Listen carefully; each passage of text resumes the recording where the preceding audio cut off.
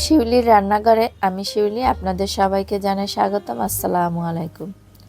আজকে আমি প্রাণের রেডিমিক্স হালিম রান্না করব, আর এটা কিভাবে রান্না করব সে প্রচেষ্টা আপনাদের সাথে শেয়ার করব, আর এটা খেতে কেমন হয়েছে সেটাও আপনাদের সামনে তুলে ধরব। আমি এখানে প্রাণের একটা রেডিমিক্স হালিম নিয়েছি।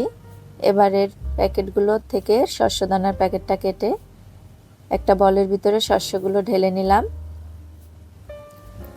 এবার এগুলোকে ফুটন্ত গরম পানি দিয়ে ভিজিয়ে রাখবো 10 থেকে 15 মিনিট পর্যন্ত। এখানে 500 গ্রাম পানি লাগবে, আর এই পানিটা দিয়ে এটাকে ভালো করে নেড়েচেড়ে মিক্স করে এক পাশে রেখে দিতে হবে।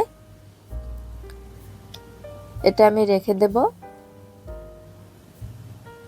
আর এদিকে আমি চুলাতে একটি কড়াই বসিয়ে এর ভিতরে দিয়ে দিচ্ছি রান্নার পরিমাণ মতো তেল, দিয়ে দেব পেঁয়াজ কুচি।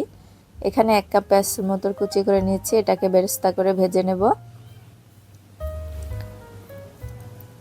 পেঁয়াজটা বেরেস্তা করে ভাজা হয়ে গেছে। এখন এখান থেকে আমি কিছুটা পেঁয়াজ তুলে রাখবো।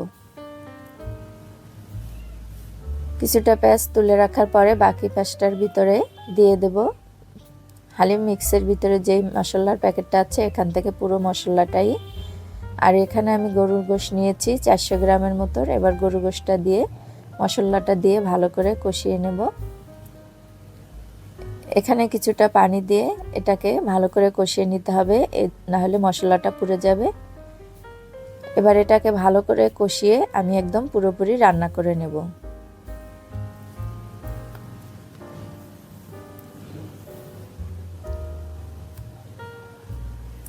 গোশতটা রান্না হয়ে গেছে, এটা পুরোপুরি সেদ্ধ হয়ে গেছে। আর এই পর্যায়ে আমি দিয়ে দেব যে শস্য দানাটা ভিজিয়ে রেখেছিলাম, এই শস্য দানাটা।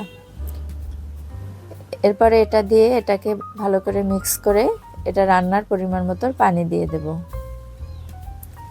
এই শস্য দানাটা এভাবে ভিজিয়ে রাখলে এটা নরম হয়ে যায়, রান্নার ক্ষেত্রে তাড়াতাড়ি সেদ্ধ হয়ে যায়। এবার এটা রান্নার জন্য পুরোপুরি পানি দিয়ে এটাকে ভালো করে রান্না করে নেব। আর এটাকে ভালো করে নেড়েচেড়ে মিক্স করে নেব। কিছুক্ষণ পর পর এটাকে নেড়েচেড়ে দিতে হবে, না হলে কিন্তু এটা নিচ থেকে লেগে যেতে পারে। আর এভাবে চাইলে আপনারা রেডিমিক্স হালিম বাসায় তৈরি করে খেতে পারেন। এই রমজানে সবাই হালিম পছন্দ করে। আপনারা বাসায় নিজেরাই তৈরি করে আপনাদের পছন্দ মতো গরু, খাসি বা মুরগি দিয়েই রান্না করে খেতে পারেন। হালিমটা রান্না হয়ে গেছে, এবার এটা পরিবেশনের জন্য আমি তুলে নিচ্ছি।